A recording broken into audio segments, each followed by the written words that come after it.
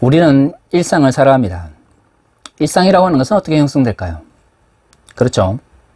우리가 일반적으로 또는 익숙한 방식대로 살아가는 것이 우리의 일상을 형성하는 것입니다. 사람들은 반복해서 이루어지는 그 어떤 행위를 통해서 익숙함을 느낍니다. 우리 주변의 사회적 환경은 그렇게 반복되는 행위들의 결과물인 것이죠. 결국 인간은 자신이 반복해서 행하는 그 모든 삶의 행태에 따라서 자신의 삶을 만들고 사회적 삶을 만드는 것입니다. 그렇기 때문에 일상을 변화시킨다고 하는 것은 굉장히 중요한 것이지만 동시에 굉장히 어려운 것이죠. 왜냐하면 내가 반복하는 것, 다시 말해 그것이 나에게 익숙하기 때문에 또는 그것이 나에게 쉽기 때문에 반복하는 모든 삶의 행위를 바꿔야 하기 때문입니다. 제가 지난주에 한국교회의 문제에 대해서 이야기를 하면서 왜 식당 봉사는 여성들만 하는가에 대해서 문제 제기를 했습니다.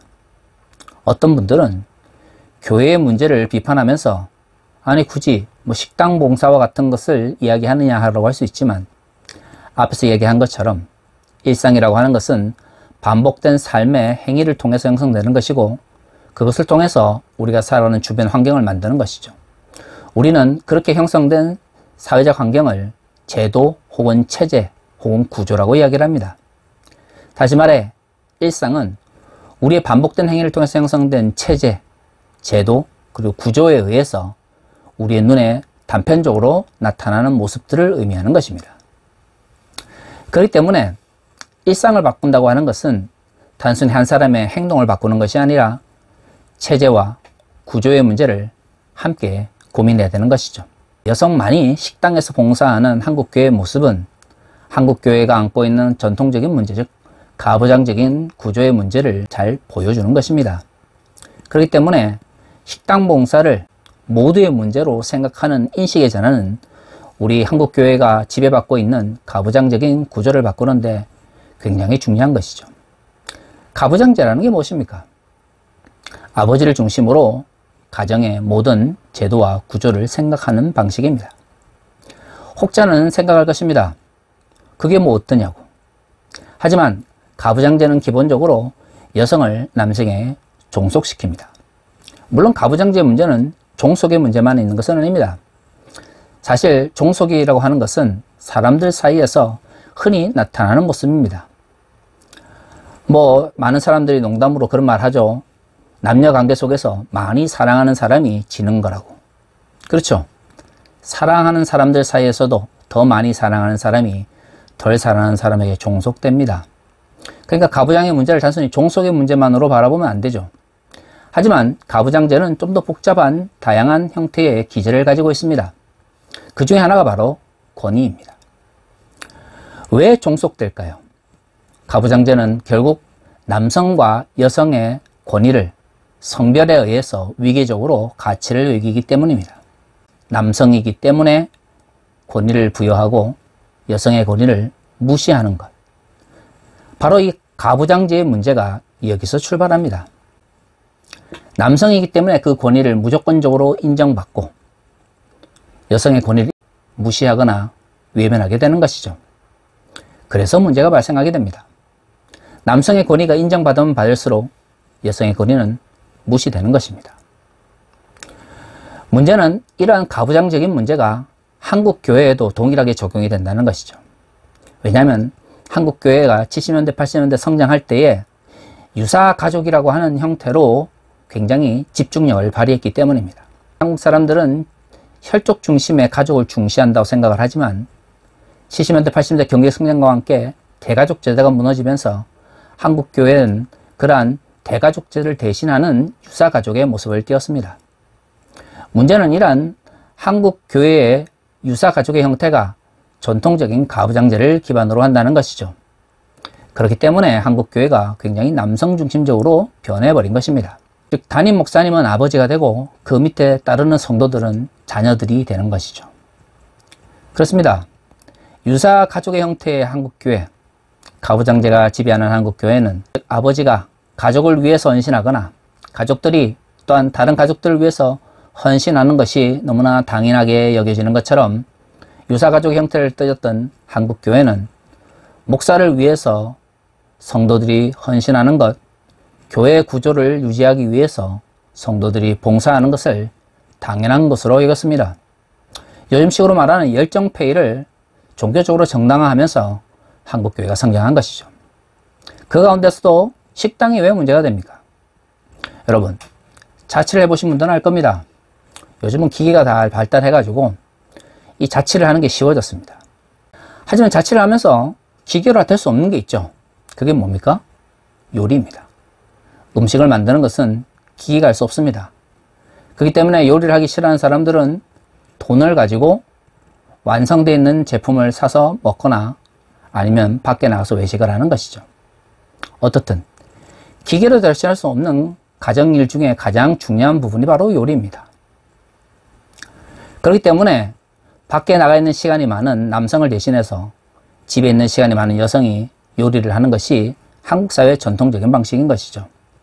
요리라고 하는 것은 단순히 음식을 먹는다는 것이 아니라 한국 사람들에게 음식을 먹는다고 하는 것은 곧 삶을 나눈다는 것을 의미합니다.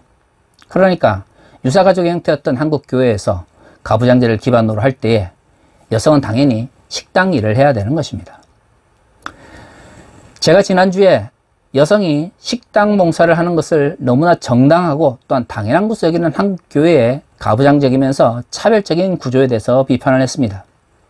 다시 한번 이야기를 하지만 여성이 식당 봉사를 하는, 아니 여성만이 식당 봉사를 하는 한국 교회는 가부장제와 또 그를 기반으로 한 차별과 억압을 정당화하는 왜곡된 유사가주를 가지고 있는 것이죠. 그렇기 때문에 일상을 바꾸기 위한 노력들이 시작되지 않으면 구조는 또한 바뀌지 않습니다.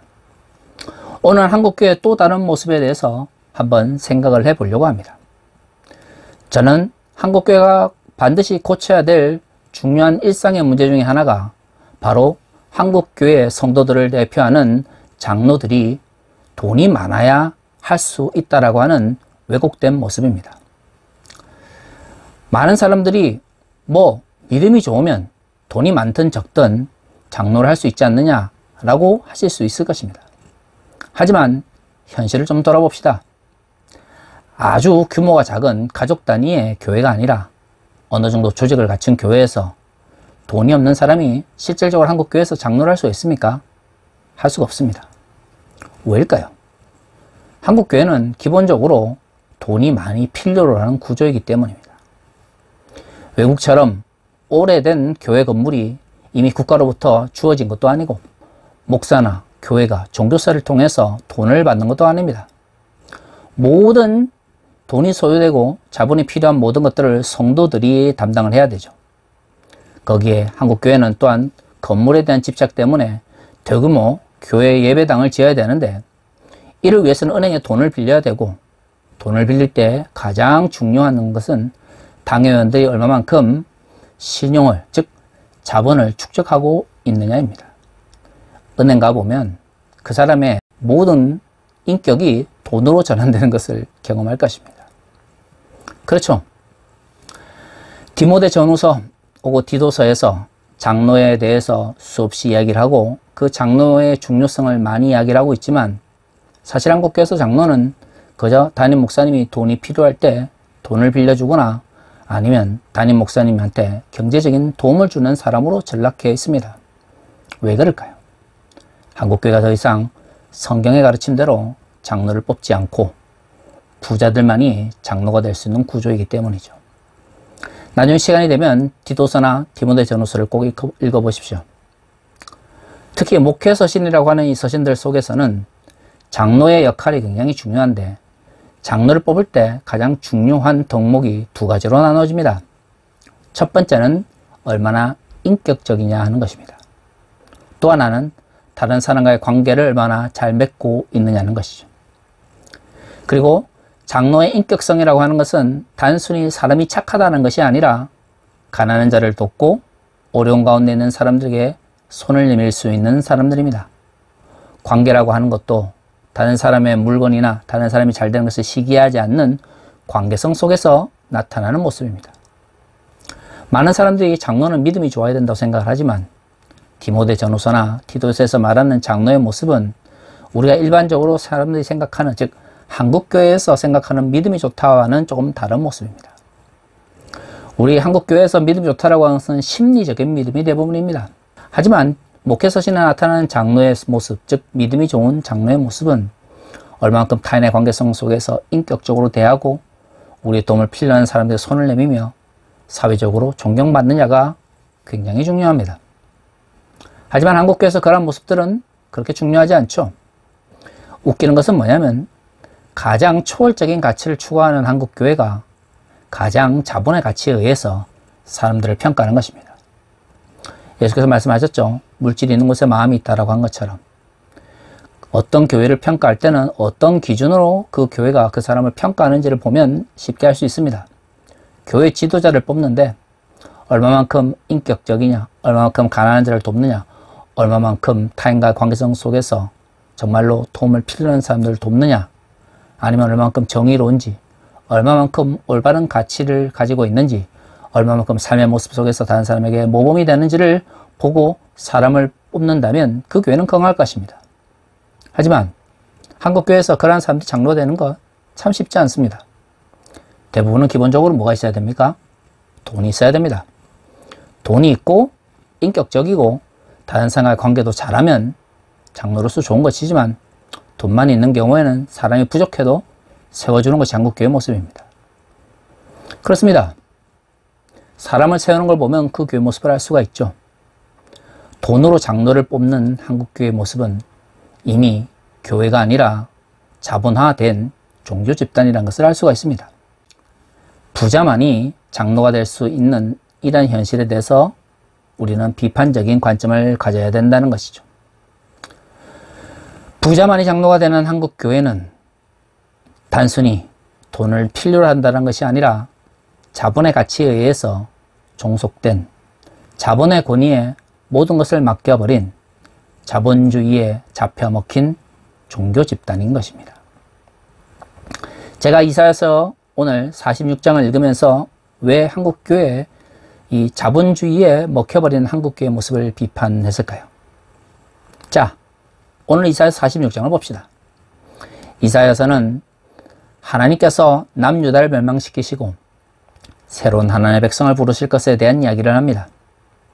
남유다의 멸망을 이야기를 하면서 남유다와 연관성을 가지고 있는 주변 국가들의 멸망도 함께 이야기를 하는 것이죠.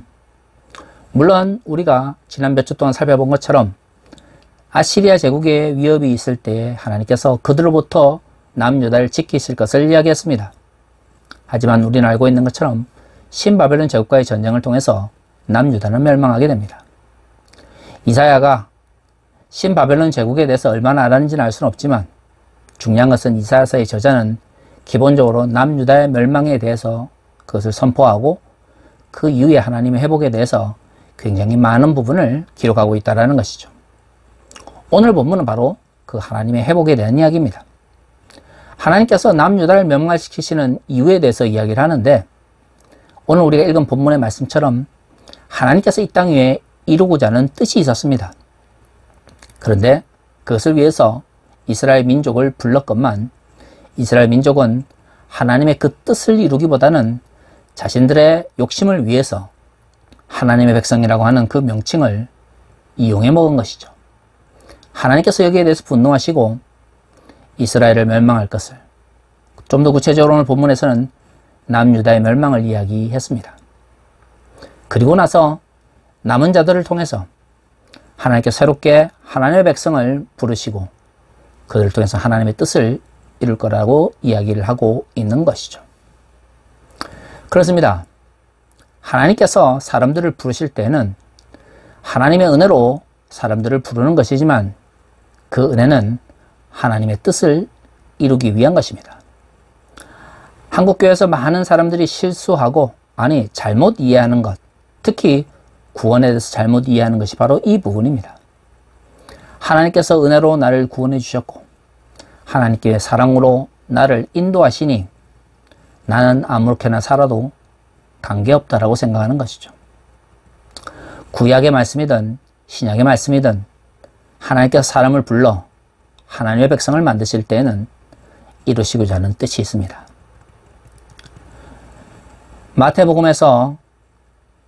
예수님께서 가르치신 그 주기도문을 통해서 하나님의 뜻이 이 땅 위에 이루어지기를 간구하셨습니다. 재밌는 것은 오늘 본문의 말씀, 즉 이사야의 말씀에서도 하나님께서 새로운 하나님의 백성을 부를 때에 하나님의 뜻을 이루는 사람이다 라고 표현을 하고 있다는 것이죠. 그리고 연속해서 말씀하십니다. 이전에 있던 자들이 나의 공의를 저버렸기 때문에 하나님께서 새로운 백성을 부르실 것이라는 것이죠. 하나님께서 이전에 이스라엘 백성, 이사야서에서 강조되고 있는 남유다를 멸망시키시는 이유는 하나님의 뜻을 저버렸기 때문입니다. 하나님께서 이루시고자 하는 뜻이 있으신데 이스라엘 백성들이 그것을 저버린 상태에서 자신들의 욕심을 쫓아갔기 때문이죠. 그리고 말씀하십니다. 이전의 사람들은 하나님의 공의에 합당치 않았다라는 것이죠. 내가 그들을 멸망시키고 새로운 사람들을 통해서 하나님의 공의를 이루실 것이다 라고 이야기를 하고 있습니다. 물론 이사야서에서 말하고 있는 하나님의 뜻은 공의만을 의미하는 것은 아닙니다. 오늘 본문에서 하나님의 뜻이 공의와 연결되어 있는 것이죠. 하지만 공의로운 백성이라고 하는 것은 참으로 많은 것을 담고 있습니다. 우리가 지금까지 좀 살펴본 것처럼 하나님의 뜻을 이루기 위해서 하나님의 백성을 부르셨는데 하나님께서 당신이 부르신 이스라엘 백성들에게 실망하신 모습들은 보면 사회적인 엘리트 계층들이 권력과 힘을 가지고 연약한 사람들을 억누르거나 하나님 이름을 덜 먹이면서 제사 지내지만 실질적으로는 하나님께서 기뻐하시는 삶을 살아가지 않는 모습을 통해서 하나님께서 분노하시는 걸 알 수가 있는 것이죠. 오늘 그러한 하나님의 분노를 공의다 표현하고 있습니다. 그렇습니다. 공의로우신 하나님께서 이 땅 위에 하나님의 뜻을 이루기 위해서 이스라엘 백성들을 불렀는데 이스라엘 백성들이 하나님의 공의를 저버리고 불의를 행하며 자신들의 이익을 위해서 하나님의 뜻을 버린 것이죠. 그래서 하나님께서 이스라엘 백성을 멸망시킨다라고 이야기를 하신 것입니다. 한국교회에서 굉장히 잘못된 구원론이 무엇입니까? 믿음의 문제를 심리적으로만 이해하는 것이죠. 많은 사람들이 마틴 루터의 이신칭의를 이야기를 하지만 마틴 루터의 글 속에서 믿음을 통해서 구원을 얻는다라고 말할 때 이 믿음이라고 하는 것은 현대인들이 생각하는 심리적인 내적 갈등이나 변화를 이야기하는 것은 아닙니다. 마틴 루터의 글을 자세히 읽어보면 마틴 루터가 이야기하는 믿음, 즉 구원을 얻게 하는 믿음이라고 하는 것은 삶의 모습으로 나타나죠. 믿음을 가진 자는 하나님의 뜻을 이루어 나가는 모습을 보여야 됩니다. 마틴 루터는 자신의 글을 통해서 이 두 가지 모습을 당연한 것으로 연결시킵니다. 그것이 바로 마틴 루터가 강조했던 이신칭의, 믿음으로 구원을 얻게 되는 믿음의 모습입니다. 하지만 오늘날 한국교회에서 그러한 마틴 루터의 이신칭의는 왜곡된 개념 속에 전달되고 있습니다. 내가 심리적으로 조금 뭔가 하나님에 대해서 생각을 하거나 내적으로 뭔가 변화가 일어난다라고 생각을 하면 그것이 곧 기독교적 믿음이다라고 이야기하는 것이죠. 삶의 변화도 가치의 변화도 일어나지 않습니다. 그런데 불구하고 한국교회에서는 믿음이 있다, 구원을 받았다라고 이야기를 합니다. 보네퍼는 이것을 싸구려 은혜라고 말을 했습니다. 우리는 보네퍼가 비판했던 싸구려 은혜를 한국교회에서 마구 팔아먹고 있지 않은지 돌아봐야 됩니다. 싸구려 은혜라고 하면 사람들이 그래도 은혜 중에 은혜인가 보다 이렇게 생각할 수 있지만 독일어로 빌리게 그나데라고 하는 것은 사실 은혜 중에 가치가 적다라는 것이 아니라 기독교에서 말하는 하나님 은혜가 아니다라는 의미입니다. 다시 말해 우리의 삶과 가치 체계 그리고 우리가 살아가고 있는 삶의 목적이 변하지 않은 상태에서 단순히 심리적으로 종교심을 가졌다고 해서 그것을 믿음이다, 기독교적 신앙이다라고 말하는 것은 기독교적 가치의 왜곡인 것이죠. 칼 바르트가 평생을 거쳐서 싸웠던 것은 기독교가 하나의 종교로 전락하는 것이었습니다. 바르트의 글 속에서 끊임없이 기독교를 진리라고 표현하면서 종교에 대해서 비판할 때 많은 사람들은 바르트가 굉장히 전통적인 믿음의 가치 체계를 정당화한다라고 생각을 하지만 바르트의 글을 좀 자세히 읽어보면 바르트는 종교라는 말을 굉장히 부정적으로 그게 반대되는 말로 복음 혹은 진리라는 용어를 사용하는 것을 알 수가 있습니다. 예수 그리스도를 정말 하나님의 아들로 이 땅에 오신 로고스로 이해하는 사람들은 그분이 가르쳐 주신 삶의 모습대로 그 가치에 따라 살아가기 위해서 노력해야 됩니다. 진리를 안다라고 주장하니까 그 진리대로 살아야 하는 것이죠. 그렇기 때문에 기독교는 바르트 입장에서는 종교가 될 수 없습니다. 종교는 인간의 믿음을 체계화하고 보이지 않는 것과 거룩한 것에 대해서 가치를 부여한 하나의 사상 체계이자 심리적 체계이기 때문이죠. 그래서 종교는 인간의 삶을 변화시키거나 가치 체계를 바꾸지 못합니다. 바르트는 그러한 의미에서 종교를 비판하고 진리를 강조한 것입니다. 보네퍼가 이야기했던 빌리기의 근화대, 즉 싸구려 언어도 이와 유사한 개념을 가지고 있는 것이죠. 기독교가 말하는 가르침이 가치가 진정 진리라면 사람의 삶을 변화시키고 말을 변화시키고 생각을 변화시키며 삶을 변화시켜야 합니다. 말로는 하나님의 백성이다 이야기를 하지만 한국교회처럼 자본에 종속되어 있는 종교 집단은 결코 진리를 선포하는 교회가 될 수가 없습니다. 제가 설교 초반에 말씀드렸던 일상이 변화되어야 된다라고 하는 것, 즉 우리의 신앙은 일상을 변화시킬 수 있어야 된다라고 하는 것과 더불어 가부장제를 비판했던 이유도 바로 그것입니다. 우리의 일상 속에 나타나는 작은 것들이 가치체계로 인해서 또 그걸 통하여 형성된 구조에 의해서 만들어지는 것이죠. 식당 봉사를 하는 여성만의 식당 봉사를 하는 한국교회의 모습이 가부장제와 여성에 대한 차별을 정당화하는 것처럼 돈이 많은 사람들만이 장로가 될 수 있는 이 한국교회의 현실은 자본에 종속되어 있는 한국교회의 모습을 보여주는 것입니다. 하나님의 뜻을 이루기 위해서 살아가고자 하는 의지가 없는 사람들, 돈을 벌기 위해서는 하나님께서 말씀하신 불의를 행하는 것에 아무런 양심의 가치를 느끼지 않는 사람들, 한국교회가 정상적인 교회 공동체라면 이를 비판하고 하나님의 공의에 맞게 살아갈 수 있도록 하나님의 뜻을 이 땅에 이루며 살아갈 수 있도록 가르쳐야 됩니다. 하지만 한국교회는 오히려 그러한 불의를 행하면서 돈을 모으고 타인을 억압하면서 자본을 축적하는 사람들에게 면죄부를 줬습니다. 그걸 가능하게 했던 것이 바로 기복주의와 번영신학이었던 것이죠. 그러다 보니 한국교회에서 교회 지도자, 성도들의 지도자를 뽑는 이 장로 투표에서 오로지 돈이 많으냐 적으냐, 이 사람이 장로가 되면 우리 교회가 좀 풍요로워질 수 있느냐 없느냐가 더 중요해졌습니다. 돈이 많은 사람만이 장로가 되는 한국교회의 모습은 우리의 일상이 되어버린 것이죠.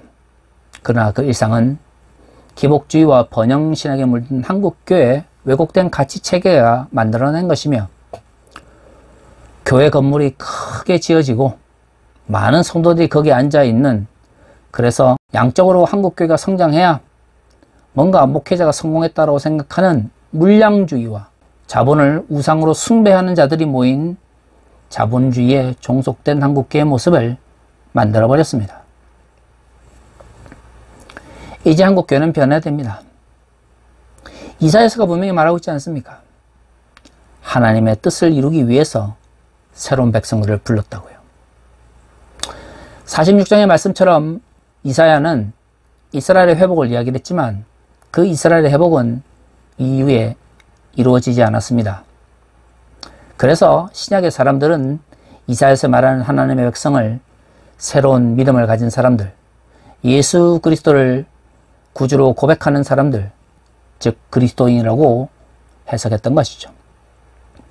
만약에 우리가 이사야에서 이야기하는 회복시키시는 새로운 하나님의 백성을 정말로 그리스도인의 공동체라고 생각을 한다면 그 공동체는 하나님의 뜻을 이루는 사람, 하나님의 공의를 실천하는 사람이어야 합니다.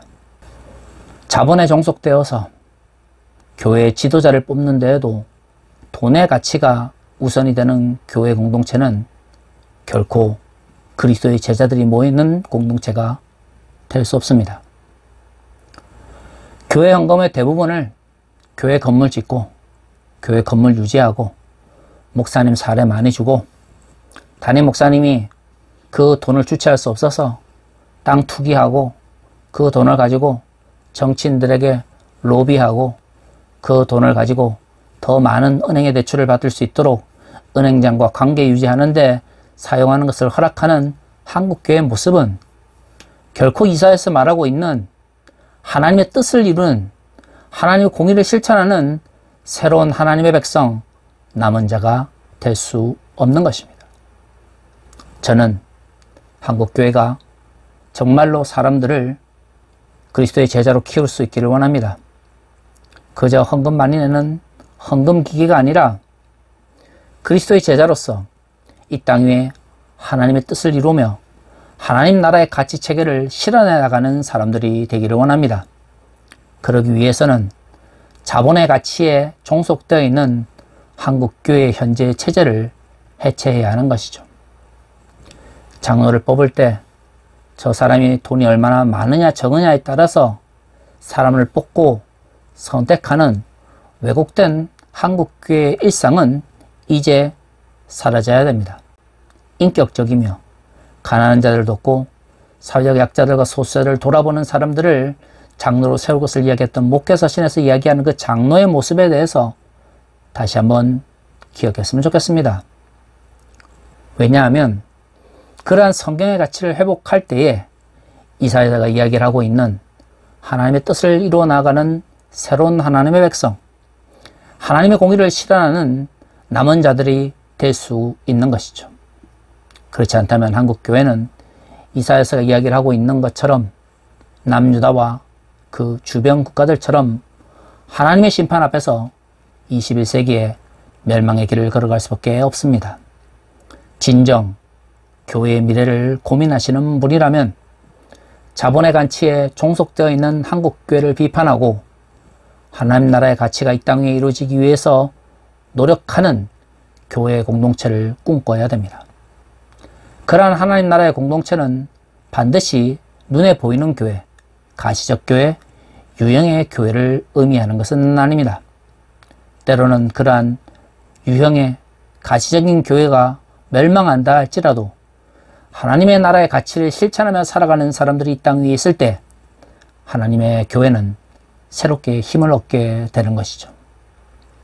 사랑하는 성도 여러분, 이번 한 주 동안 살아가시면서 나의 삶이 얼마만큼 하나님의 뜻을 이루며 살아가는지, 나의 사회적인 삶이 얼마만큼 하나님의 공의에 따라 살아가고 있는지를 돌아볼 수 있기를 원합니다. 자본에 종속되어서 자본의 가치로 모든 것을 판단하는 한국교회의 모습이 있다면 이제는 그것을 해체하고 비판하고 새로운 삶의 가치, 사회적 가치를 실현해야 합니다. 그럴 때 비로소 우리 그리스도인들이 이사야에서 예언하였던 하나님의 새로운 백성, 하나님의 남은 자들이 될 수가 있기 때문입니다. 다 같이 기도하겠습니다.